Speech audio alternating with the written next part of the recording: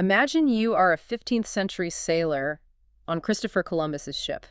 You know, you are sailing into this completely uncharted, terrifying ocean, leaving literally everything you know behind. Right, just sailing into the void. Exactly. You have absolutely no idea if you're going to fall off the edge of the earth or just, starve in the open water. But every single night, as the sun goes down and the darkness sets in, the entire crew gathers on the deck to sing one specific thousand-year-old chant into the dark. It really is a phenomenal image, isn't it? I mean, you have these rough, sea-hardened men staring out at an endless, unpredictable ocean, and they're grounding themselves with an incredibly sophisticated piece of medieval theology. Yeah.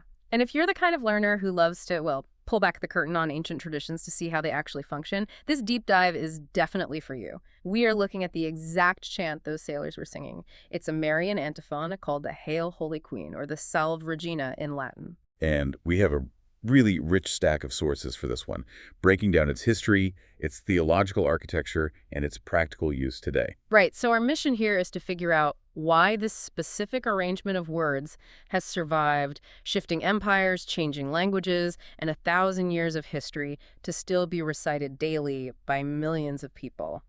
To set the baseline here, the Hail, Holy Queen is primarily a Marian antiphon. So in the Catholic liturgical tradition, an antiphon is basically a short chant or a prayer honoring Mary that is assigned to fixed moments in communal worship. Got it. And there are a few of these, right? Yeah, the Church utilizes 4 traditional Marian antiphons throughout the liturgical year, kind of cycling them based on the season. But the Salve Regina is unique because it carries the longest assignment. Oh, really? How long are we talking? It is prayed from Trinity Sunday, which lands in late spring, all the way through the Saturday before Advent in late autumn. Wow, so you are hearing it for over half the year. Exactly. And the translation used in most English-speaking parishes today is super famous, but I feel like people often just rush through it without realizing how carefully engineered it is. The sources point out that this isn't just some random collection of nice thoughts about Mary. No, not at all. The text utilizes a highly intentional 3-part structure, and it actually mirrors the psychological progression you see in the biblical Psalms. Right. It moves from praise straight to lament and then to petition. I love that progression. Walk us through how that actually sounds in the prayer. Well, the movement is deliberate. It begins with praise, establishing the relationship and the elevated status of the person being addressed. Hail, Holy Queen, Mother of Mercy, our life, our sweetness, and our hope. You're just acclaiming her titles right off the bat. Right. But then the second act, the lament, shifts the tone entirely. It drops the elevated language and moves into this brutally honest naming of earthly suffering. It says, "To thee do we cry, poor banished children of Eve. To thee do we send up our sighs, mourning and weeping in this valley of tears." That second act is what makes the whole thing work for me. It reminds me of like a perfectly structured therapy session. Oh, that's a great comparison. Yeah, because you establish the foundation of the relationship first, but then you actually have to validate the pain of the current situation without minimizing it. There's no toxic positivity here. It doesn't sugarcoat the human condition.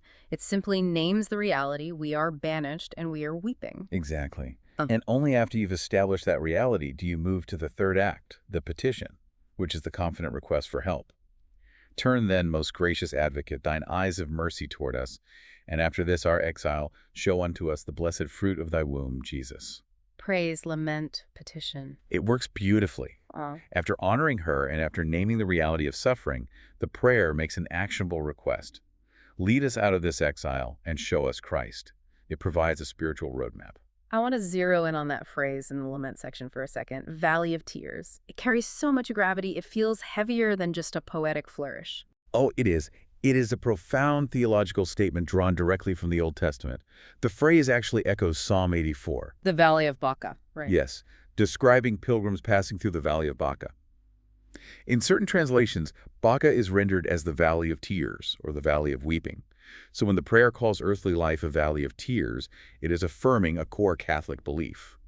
The world is deeply beautiful, but it is fundamentally a place of exile. It's fractured. Right. It is fractured by loss and suffering. It's not the final destination. And that raw honesty about suffering takes on a completely different weight when you look at the person historians believe actually penned those words. The historical origins add a devastating layer of authenticity to the text, for sure.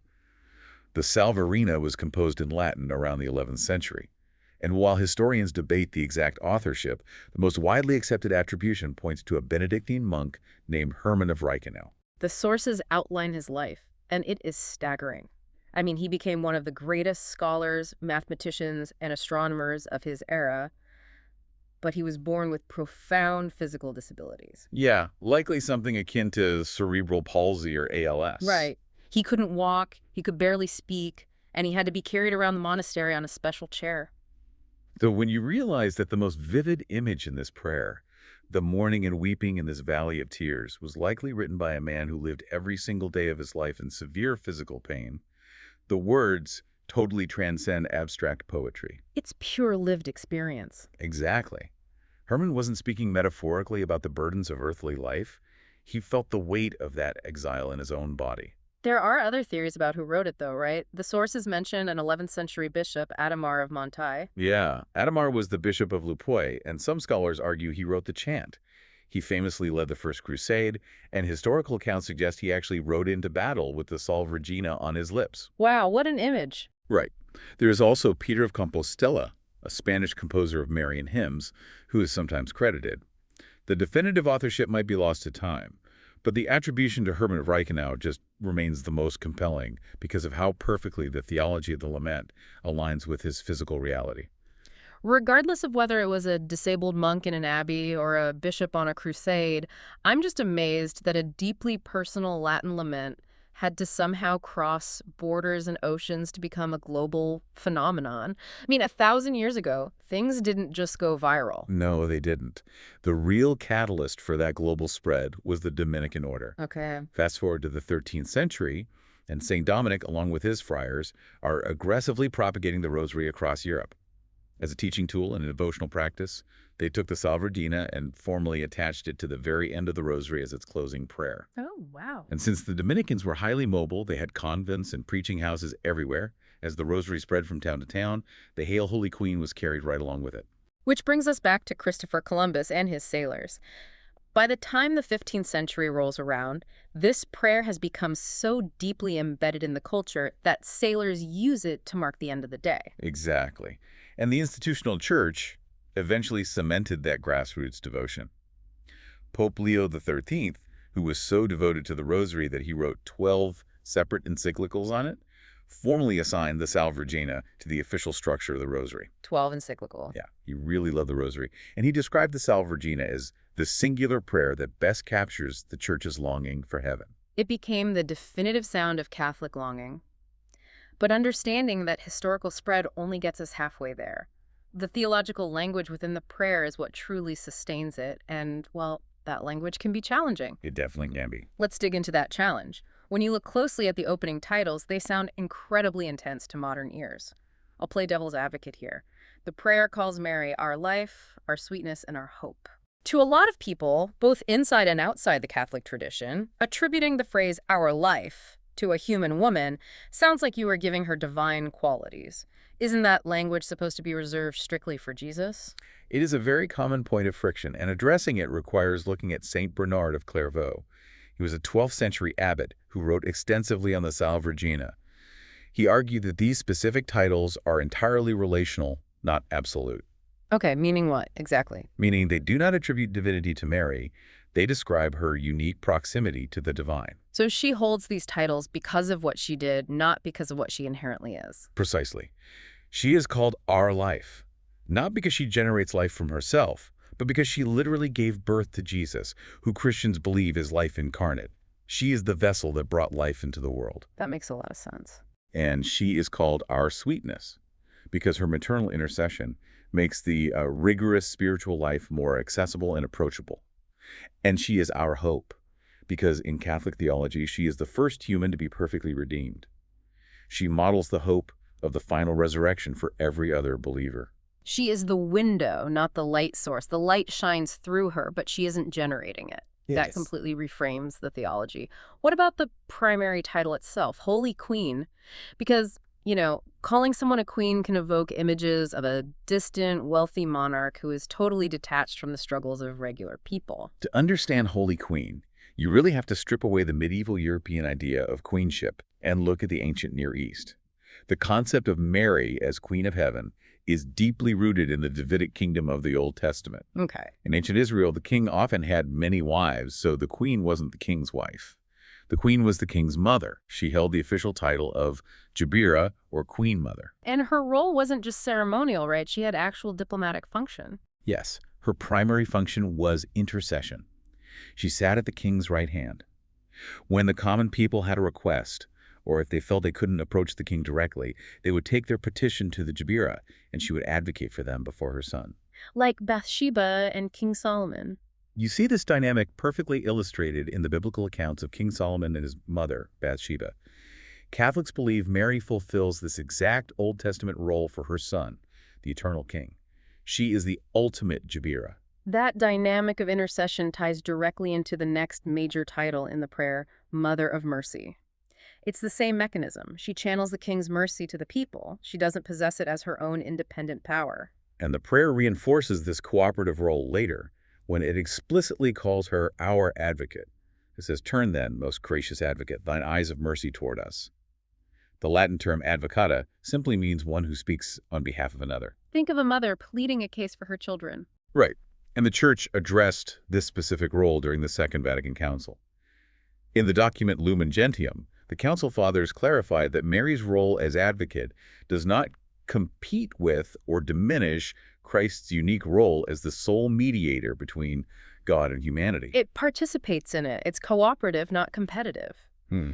Now, there is one final piece of theology tucked into the very end of the prayer that I found fascinating. After the petition, the chant closes with 3 acclamations, O clement, O loving, O sweet Virgin Mary. Yes. In the original Latin, that is clemens pia dulcis. On the surface, it just sounds like poetic repetition to, wind down the melody. It's far more than poetry. There is actually a hidden Trinitarian pattern woven into those 3 closing words. Oh, wow. Yeah. Clemens, which translates to clemency or mercy, points the believer directly back to the mercy of God the Father. Okay. Pia, which carries a connotation of piety or loving self-giving devotion, reflects the charity of the Holy Spirit. Right. And dulcis, meaning sweetness, points to the Son, the Word made flesh. So even in its final breath honoring Mary, the architecture of the prayer is pointing the listener straight back to the Trinity. The structural brilliance of this is just undeniable. We have a 1,000-year-old masterpiece shaped by physical suffering, carried by transatlantic sailors, and engineered to point believers toward the Trinity. It really is a masterpiece. But understanding the architecture naturally leads to the question of how it functions in daily life today. I mean, how does a modern person actually incorporate an 11th century lament into a busy schedule? Well, the most prevalent context, as we noted with the Dominicans, is the Rosary. You pray the introductory prayers, the 5 decades meditating on the mysteries of Christ's life, and then you anchor the entire devotion with a Hail, Holy Queen. The placement is brilliant. You spend the bulk of the Rosary looking at Jesus through the perspective of Mary's witness, and then you conclude by asking her to finally show him to you after this exile. Exactly. What happens immediately after you finish the antiphon? You transition into a very brief concluding prayer that asks God for the grace to actually imitate the mysteries you just meditated on, and then you finish with the sign of the cross. But, the Rosary is just one application. The Salve Regina is also deeply embedded in the Liturgy of the Hours. This is where we get into the really beautiful psychology of the prayer. The Liturgy of the Hours is the official daily prayer of the Church, marking different times of the day. The sources point out that the Hail, Holy Queen is traditionally sung at the end of Compline, which is night prayer. Right. Compline is the final office of the day, prayed right before going to sleep. It is incredibly brief, usually only taking about 5 to 10 minutes, which makes it highly accessible for someone looking to start a new prayer routine. That's very doable. And there is a profound psychological weight to praying the Salve Regina at night. The day is over, the work is done, you're stepping into the darkness and the vulnerability of sleep. Ending that transition by asking a mother to turn her eyes of mercy toward you is an ultimate act of entrustment. It mirrors exactly what those 15th century sailors were doing. It's a human instinct to reach for comfort when the light fades. Beyond night prayer and the Rosary, the sources mention that the prayer sees heavy use during May, recognized as the month of Mary, and October, the month of the Rosary. Families will often tack it onto their grace before meals or their morning routines during those seasons. It also functions powerfully as an independent personal devotion, particularly in moments of crisis, because it contains that lament, the mourning and weeping, People instinctively reach for it during seasons of grief, serious illness, or intense anxiety. It gives you permission to feel the pain of the exile while simultaneously tethering you to hope. Now, if you are listening to this and you want to start utilizing it, memorizing a dense 1,000-year-old text can feel daunting. I mean, you don't want to be sitting on your couch flipping through flashcards like a middle schooler studying for a history test. No, definitely not. The primary advice from the sources is to learn it aloud. The Salve Regina was born as a chant. The rhythm and cadence of the words are designed to carry the memory. Even if you are just speaking it in your living room, saying it aloud builds muscle memory. That makes sense. Secondly, break it down by its structural movements. Don't try to swallow the whole text at once. Spend a few days just learning the praise section. Then move to the lament. I look at learning a prayer exactly the same way I look at learning a song. You wouldn't try to learn a complex piece of music just by staring at the sheet music in absolute silence. You have to put the track on and listen to it. You have to hear the phrasing and the pauses. Oh, absolutely. Using an audio guide is one of the most effective ways to internalize traditional prayers. The cadence becomes second nature when you hear it repeated in a consistent, reverent tone. The sources explicitly highlight a resource called Ave Audio for this exact purpose. And just a quick note on the spelling, it is spelled A-V-E, but it is pronounced like the Latin Ave, as in Ave Maria. It is not pronounced avenue. Right. Ave Audio utilizes a highly professional, reverent AI voice that doesn't sound robotic or distracting. It is perfectly paced for learning the rhythm of the Hail, Holy Queen. A resource like that removes the friction of trying to pace yourself. You can just hit play and focus entirely on the words. It's clear enough to teach you the phrasing if you are totally new to it, but it's seamless enough that you can incorporate it into your daily commute to stay focused during a rosary. And if you want to branch out, Ave Audio also features audio guides for other devotions like the Divine Mercy Chaplet and the St. Joseph Novena. Connecting an audio cue to a specific part of your day, like your drive to work or right before you turn out the lights, locks the habit in fast. Because the goal of memorization isn't just to recite syllables. The goal is to get the words so deep into your memory that when you hit a moment of crisis, you don't have to search for what to say. The prayer is just there, waiting for you. Synthesizing everything we've pulled from the sources today, we are left with something extraordinary. We started with what looks like a standard traditional Catholic prayer card, but we uncovered a theological masterpiece. It is a text forged by the daily physical suffering of a disabled monk. It is a global anthem carried across the Atlantic by explorers sailing into the terrifying unknown. And mechanically, it is a perfectly balanced emotional mechanism that validates the reality of human pain before pointing the believer directly toward hope and the Trinity. And if there's one actionable insight to take away from this analysis, it is to actively personalize the lament. When you pray the Hail, Holy Queen, and you arrive at the phrase Valley of Tears, do not just rush past it. Pause. Ask yourself, what specific exile am I experiencing right now? What is the grief, the frustration, or the fear that I am carrying today? Bring that specific reality to the prayer and ask Mary to intercede for that exact burden. When you inject your actual life into the text, the ancient words stay fiercely alive. It bridges the gap between the 11th century and today. To close out our deep dive, I want to leave you with one final thought to ponder. The Hail, Holy Queen is uniquely the prayer of the traveler, the pilgrim, and the end of the day. Whether you are a sailor watching the sun sink below an unpredictable ocean, or a modern person turning off the bedside lamp and facing the quiet anxieties of the night, the human reaction is the same. Why is it that across 1,000 years of shifting cultures and massive technological advancement, human beings still instinctively reach for a mother's comfort right as the darkness sets in? Thank you for joining us on this deep dive. Keep asking the hard questions, keep pulling back the curtain on the history hidden inside everyday traditions, and we will catch you on the next one.